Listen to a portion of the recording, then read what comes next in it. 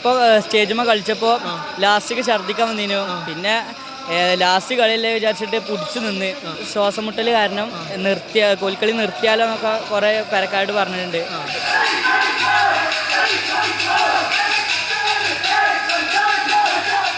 കോൽക്കളിയാണ്. ചുവട് തെറ്റരുത്, താളം പിഴക്കരുത്, ഓരോ ചുവടും ശ്രദ്ധിച്ച് മുന്നേറണം, പാട്ട് പാടിത്തന്നെ കളിക്കണം. ഓരോ ടീമും തട്ടിലെത്തുന്നത് നിരന്തരമായ പരിശ്രമങ്ങൾക്കൊടുവിലാണ്.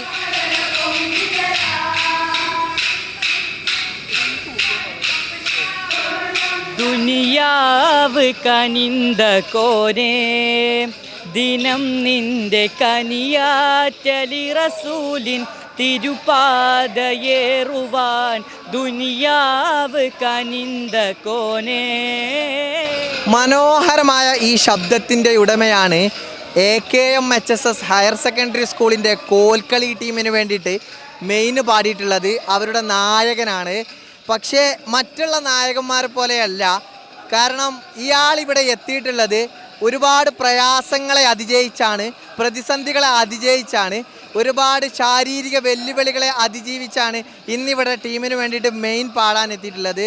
പ്രയാസം പ്രാക്ടീസ് ചെയ്തപ്പോൾ കുറേ വട്ടം ഛർദ്ദിക്കാനൊക്കെ പോയിട്ടുണ്ട്.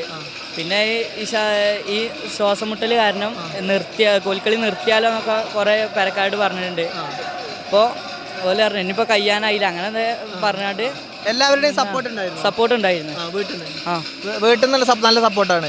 വീട്ടിൽ നല്ല സപ്പോർട്ടാണ്. സാറുമാരുടെയും അതുപോലെ കൂടെയുള്ളവരുടെയൊക്കെ സപ്പോർട്ട് എന്താണ്? ഇപ്പം ഞാൻ ഓലോട് പറയും ഞാൻ കോൽക്കളിക്കില്ല അങ്ങനെ പറയുമ്പോൾ ഓല് പറയും ഇച്ചില്ല ടീം പോവില്ല അങ്ങനെയൊക്കെ പറയും. ലീഡ് പാടുന്ന ആളെങ്ങനെയുണ്ട്? ലീഡ് സൂപ്പറാണ്. അതിജീവിച്ചു വന്നതാണ് അസുഖത്തിൽ നിന്നൊക്കെ. ഒരുപാട് പ്രയാസം ഉണ്ടായിരുന്നു. എനിക്ക് വോമിറ്റിങ് അങ്ങനത്തെ കുറെ അസുഖം. അപ്പോൾ മത്സരിക്കുന്ന സമയത്തൊക്കെ ഇടയ്ക്ക് ബുദ്ധിമുട്ടുണ്ടാവും, പ്രാക്ടീസ് ചെയ്യുന്ന സമയത്തൊക്കെ ഉണ്ടാവും. വോമിറ്റ് ചെയ്ത് വന്നിട്ട് പിന്നെയും കളി കളിക്കണം.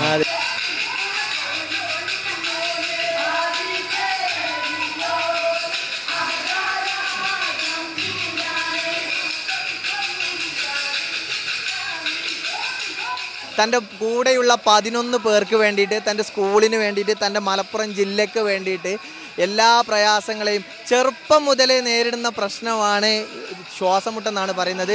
മത്സരം തുടങ്ങുന്നതിന് മുമ്പും മരുന്ന് കഴിച്ചിട്ടാണ്, മെഡിസിൻ എടുത്തിട്ടാണ് തഖിയുദ്ദീൻ ഇവിടെ മത്സരിക്കാൻ എത്തിയിട്ടുള്ളത്. ദിനം നിന്റെ കനിയാറ്റലി റസൂലിൻ തിരുപാതയേറുവാൻ